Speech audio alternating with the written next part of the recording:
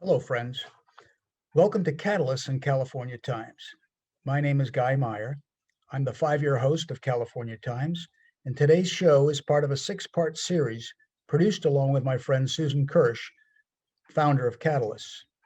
The entire series can be found on the Catalyst website, catalystca.org. The purpose of the series is to give Catalysts, people who are on the front line in making change, a chance to tell their stories. Today, we have 2 guests from Southern California. They are Hydee Feldstein Soto and John Heath. Hydee Feldstein Soto is a 40-year resident of Los Angeles, and she's running for Los Angeles City Attorney 2022. Hydee was born and raised in Puerto Rico, got her law degree from Columbia Law School in New York City, and then moved to Los Angeles. John Heath is president of the United Homeowners Association in Los Angeles, which formed as a nonprofit in 2016. It serves homeowner groups throughout a designated unincorporated area of Los Angeles. The group's theme is In Unity for Our Community, and the goal is to use their collective resources and influence to achieve the best possible outcomes on the issues affecting the community's social welfare, economy, and environment. So welcome both to John and Hydee. Hydee, let's start with you. Now, your campaign website says, as a community leader, Hydee has spent years informing and protecting our communities and neighborhoods, shining a light on complicated legislation, and bringing transparency and accountability to our local and state politics. Tell our audience why you're running for LA City Council. Make that LA City Attorney. Go ahead, Hydee. Thank you. First of all, thank you, Guy, for having me on the show. I'm happy to be here. Thank you, John, for being here with me. Yes, I'm a candidate for city attorney. I'm a lawyer. That's what I've done with my life. I'm not a career politician, and I'm not switching careers at this point. I'm a lawyer and view this as an opportunity to give back and do some public service. Some of the reason I'm running is inspirational. My father passed away last year, and his life was a testament to doing good works and doing good deeds. And as I looked at my own life, I wanted to have the purpose of public service and to have an opportunity to give back to my community. There's a lot of other reasons why I would run for this office. It is an open seat. It's a job that involves supervising an office of over 500 lawyers. You have to enable them to be their best selves and do their job. And managing lawyers, I've been told, is a little bit like herding cats. I've managed groups of lawyers in the past, and I think I'm the only candidate who has managed large groups of lawyers in my prior life. However, sticking to the point of the show, which is affordable housing coming out of California, I've been at the forefront of a variety of battles, if you will, on the housing package and the housing legislation that's coming out of Sacramento year over year over year. And every year it's incremental. Here's what I will say. Affordable housing laws in California have not worked. Okay, they have not worked well. Our housing has not gotten more affordable. Forced density is not the answer to affordability. One need only look at New York or Hong Kong or Tokyo or San Francisco, for that matter, to realize how true that is. And many of the legislators, not all, but many of the legislators pushing this kind of a housing package, in fact, come out of Northern California, where there seems to be more of a set of acolytes, if you will, to the concept that somehow going vertical is the solution to affordability. Here's what I will say. Number one, I suppose Sacramento can continue to issue proclamations and require that the sun rise in the west and set in the east, but that's not happening. Simply dictating from on high that each city shall build, shall do this or that or the other thing without upgrading infrastructure, without providing the financial resources to build the housing, without addressing Costa-Hawkins and some of the limitations in terms of what cities can do on rent stabilization, will not work to protect our population. Secondly, affordable housing by definition is by reference to average median income. So it does absolutely nothing for the folks who we have currently living on our streets, for those without income, for those who suffer from some form of mental illness or some sort of substance use disorder. Our city, Los Angeles, doesn't have a public health department. We can't solve that piece of the puzzle by ourselves. So we have to work with the county and the state to do so, but they have to help us do so in a way that fits our communities and our neighborhoods. The last thing I will say is we're losing population, we're losing businesses. Our residents are voting with our feet. And part of the reason people are voting with their feet is that the kinds of policies that are being enacted really affect our daily lives in very negative ways. And so I would urge everyone listening to this tape or listening to this video to please inform yourselves on what is happening in Sacramento. Please inform yourselves on alternative ways to create affordable housing, and I assume we'll get to that later. And please make your voices heard, because there are solutions. They tend to be community-based. It's kind of like policing, okay? Dictating that the National Guard come into a neighborhood isn't the best way. Community-based policing has proven to be. And I would say the same thing for land use. Thank you, Heidi. Very good. John Heath, pleasure saying hello to you today. Tell me Hi, Guy. yourself. Tell me, you have an organization that you founded, is that correct? The United Homeowners Association? That's correct, Guy. And thanks again for having me and Heidi on today. It's a pleasure to be with you both. Mhm. I, along with several other neighbors, founded United Homeowners Association back in 2016. And we founded it as a 501c4 nonprofit mutual benefit corporation to advocate for the best interests of residents of Windsor Hills, View Park, and View Heights. Those are unincorporated communities, really just across the LA City County line. We're centrally located in pretty much in Baldwin Hills. If folks are familiar with Los Angeles and you've driven down La Cienega, that big oil field as you go south on La Cienega toward the airport, we're just east of that. Yeah. And we have, it's kind of interesting. We come to this issue from a variety of perspectives, obviously as homeowners that would be directly impacted. I'm speaking to you from my front porch here in front of my family's single family home. And if I have a chance later, I'll kind of walk around or at least pan the camera so folks can see what our little single family neighborhood looks like. But so obviously, the idea of having a 6-unit or 10-unit complex right in the middle of a neighborhood that was designed for R1 single family residences is pretty silly. But in addition to that, my profession for the last 15 years or so has been affordable housing. So before that, I practiced law. Before that, I was an engineer with the city of LA. So I'm one of these guys that can't figure out what he wants to be when he grows up. But the bottom line is, I think I know a little bit about a lot of things to the point where I'm somewhat dangerous. And I can tell you absolutely, as Heidi already pointed out, the biggest problem that we have with SB 9, SB 10, and this overall push for forced density coming out of Sacramento is that what problem is it they're actually trying to solve? Because it's not affordable housing. Just making, more housing units or upzoning or increasing density in single family communities is probably more likely going to create more expensive housing units. You have to require units to be affordable. In fact, if you read the language on SB 10, which I'm happy to do if we have a little time, you'll see that in the preamble to the bill, the author of the bill kind of craftily references affordability and affordable housing, but the text of the bill has no affordability requirement. So, one has to really question what the motives of the authors are.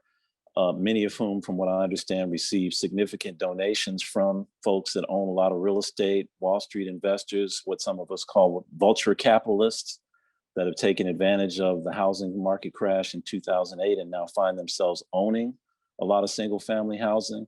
So you have to really, as Heidi was saying, you have to really arm yourself with information and get educated about what's really behind this, because it's not about affordability. It's certainly not about desegregating these communities. I've heard some of my neighbors in Culver City have this big thing going now about getting rid of what's called exclusionary zoning, Well, excuse me, I'm sitting in the middle of one of the last remaining predominantly African American single family communities in Southern California, and I can absolutely tell you we don't have any issues with diversity. Everyone who buys a home here is welcome. We've got a lot of folks that are renters. We have density in some areas where it makes sense. We have no issue with any of that. In fact, there's some areas where we need affordable housing. What we have an issue with is with somebody in Sacramento trying to come over here and forcibly require us and uproot all of our local land use planning procedures and policies because they have some grand idea that that's going to be beneficial to us. It's not, and let's talk some more about that because I look forward to getting into the details. Well, yeah, it's there's so many different facets. Now there's this one bill, SB number 9, that is attempting to make its way out of the Senate, and it has this. It's about allowing a lot to be subdivided in order to be able to ostensibly solve the affordability crisis by tell me go ahead, John. let me give you a 30,000 foot perspective, and my colleague and partner in crime Hydee can go deeper if necessary. SB 9 basically involves what they're calling ministerial approval of lot splits to create 2 residence or duplex lots where now there's a single family lot. Ministerial meaning that it's not subject to any kind of consensual or discretionary review. It's like, hey, I have my application, I want to do a lot split, boom, I get it. Forget about CEQA, California Environmental Quality Act. And by the way, Guy, if I spit out an acronym and don't explain it, please stop me and make me do it because I don't want to say something that goes over people's heads. Thank you. But just one of the folks that analyzed SB 9 specifically really took issue, and I share his concern. Here we've got over 6 million single family parcels in the state of California. And you're gonna, with one flick of the pen, basically clear the way for all those parcels to be upzoned or increased density with no review or consideration of the environmental impact that might have, overriding the Subdivision Map Act, forgetting about all the local land use planning issues that come up in terms of roads, sewer, water, electrical infrastructure, all those things that happen when you plan a new housing development in a context that makes sense. We're just going to go and do that because we think that's somehow going to create affordable housing. I mean, John is exactly right, but let me give you a very clear distinction between SB 9 and SB 10. Okay, my favorite example on prior densification bills for why they wouldn't work was trash collection in the city of LA. Because the fact of the matter is that the city of Los Angeles depends upon the residents to take out and bring in our trash cans. It's free labor. And the city of LA uses smaller city-owned trucks for those single family residential routes. So a truck just goes down and picks up all the trash on blocks and blocks. It's a route, the way it's zoned. Anytime there's a housing with 5 or more units, and that's typically in a multi-family residential zone, R3, or it's in a commercial zone, it requires a dumpster. So you need a place to put the dumpster. And the trucks that pick up the dumpster are much larger. And so the higher density is zoned along some of our wider streets, some of our commercial corridors that have alleyways behind. And therefore the bigger trucks can come straight through and pick up the dumpster. And, it's just designed that way. There is nothing in our city that is designed to have a garbage truck stop and start, across 4 houses down a block, and then have the larger one, and some of our streets aren't wide enough for the larger one, come down and pick up the high buildings. So SB 9, perhaps listening to that particular criticism, which I've been known to make in writing and in public to Sacramento before, SB 9 now has everything as smaller units. And that's the reason, presumably, for lot splitting, because it does arguably take care of the trash collection point. What it doesn't do is it doesn't take care of the brownouts that we have throughout the city. Our power grid is strained, and we get a loss of power on a regular basis, usually in August, but sometimes year round. We have an aging infrastructure. We have sewer lines that have never been repaired or replaced. We have sinkholes appearing in parts of the city. And the more densification you put into the residential neighborhoods that don't have the commercial capacity for the water and gas and sewer lines, the more you're going to strain the resources and really lead to much more of a breakdown in our city services. Anytime you put density in an area, you typically would need to look at things like the schools. Where are the kids going to go to school? Police services, paramedics. What is the fire hazard in the area? Where is the emergency evacuation route? It goes on and on and on. And the two things that I think our residents in Los Angeles have been asking our city government for that they haven't given us is an analysis of what is the unused zoning capacity. Why is it that Sacramento assumes that zoning is the problem? We have wide boulevards that have low-slung, single-story commercial buildings on them. They could be used for housing. There's absolutely nothing that says that you have to have a retail shop or a strip mall by itself. You could build up and build housing along those corridors. Again, the problem is it's expensive because that land is already entitled. When you already have the entitlement to build multifamily, it costs more.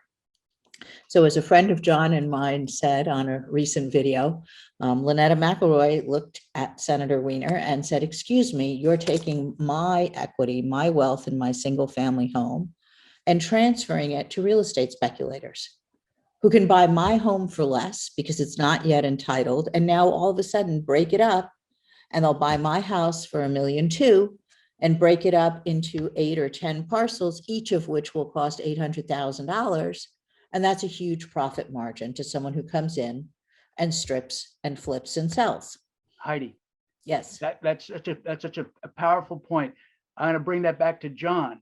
I think people need to understand that when somebody, let's just say somebody who's just achieving some degree of success in life wants to put the money down on a house, they find something, a bargain, maybe something that maybe it's a fixer-upper, just speculating.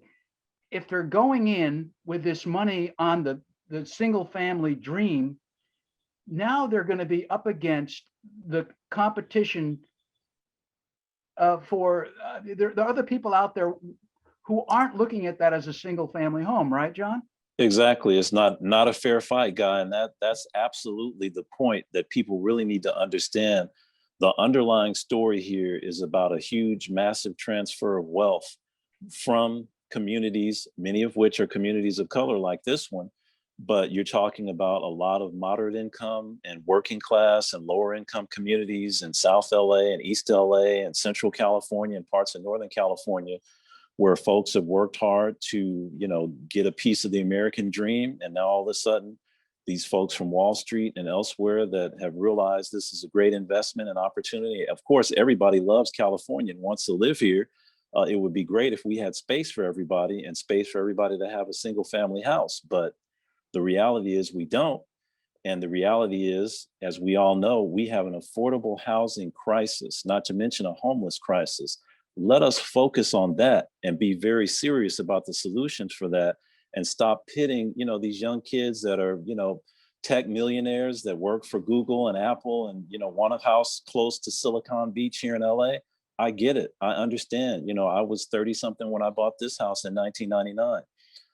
I get it. And, we need to find ways to collaborate and be smart about this and not allow people to pit, one group against the other and then go up the middle and beat us all. That's really the message with all this. That's probably an oversimplification, but hopefully that gets the point across. No, Go ahead, Heidi. Now, I was going to jump in for a minute because just as we don't want to go down the path of confusing affordable housing with homelessness, which is the point you made, John, I don't want to confuse the issue of affordable housing with climate change. You're absolutely right, Guy, that the most energy and environment friendly form of provision of affordable housing is adaptive reuse. It's using the structures that are in place without releasing the destruction of demolition and construction into the air. But I want to bring us back to affordable housing and how do we get from here to there? There are two data points that I think are absolutely critical to this process that are missing. And although I hear legislators saying you have to do a registry of all your affordable housing and you have to give us more information on this and on that, and every landlord in LA who owns property pre-1978, which by the way includes me, is regulated by rent control laws and we have to register. I don't see our elected officials giving me the two pieces of information I really need. One, what is the zoning capacity already on a statewide basis and on a local level? Why are officials simply assuming that by upzoning, they're solving the problem? They don't have any evidence that zoning is the problem. They make broad pronouncements of 75% of the residentially zoned land in Los Angeles is single family. Okay, what do you do when you throw in all the commercial and the industrial and manufacturing zone land, which by the way, is automatically zoned for housing? So you need a zoning map. Just as our controller, Ron Galpern, has created a public property map, let's do a zoning map. Let's see what the unused capacity is on entitlements. All right. You need a vacancy map. You need to know what the vacancies are. Because last time we checked, we had over 110,000 vacant units in the city of Los Angeles with Wow. 60,000 homeless people. Wow. And Yeah. Guy, that's a key point. And really what's needed, what I'd like to see, just talking about the political side of this, Yeah. let's get folks together. We have absolutely no problem sitting down with, folks from the so-called YIMBY movement, Scott Wiener, Tony Atkins, and any of the other folks that want to really sit down and have a real conversation about how do we fix our affordable housing crisis? Because as Hydee is saying, we've got a whole lot of vacant, underutilized, dilapidated, lead paint, buildings that need to be upgraded and made energy efficient. And that can be a lot of your affordable housing stock right there. So let's be smart about this. Let's just not follow folks down the rabbit hole because some special interest says that's the right thing to do.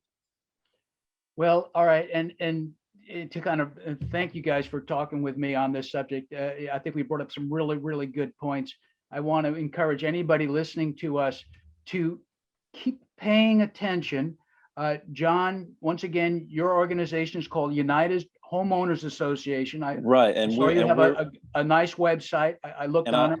And I'd also just real fast, since this is in Northern California, look up unitedneighbors.net because we put together a statewide coalition of organizations that represent homeowners, renters, and just folks that are concerned about this problem. And you can go there and find more information.